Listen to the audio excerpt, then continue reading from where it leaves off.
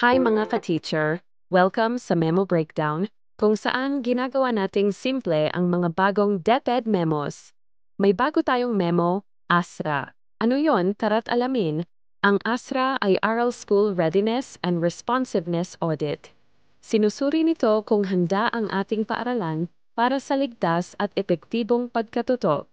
Layunin nitong tukuyin kung ano ang kakulangan ng paaralan para matulungan, hindi para sisihin.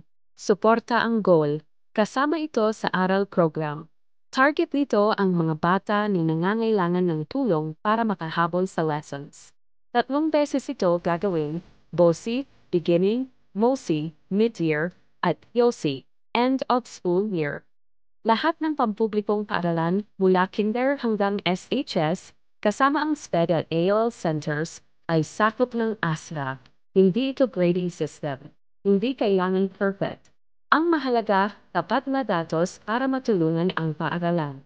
Ngayon, alam mo na ang ASRA. Sa Part 2, tatalakayin natin ang mga aktwal na gawain ng guro at school head. Abangan, kung nakatulong ito, i-like at i-share niya. Mag-subscribe sa Teacher Updates para sa susunod nating memo breakdown. Kita-kits sa Part 2.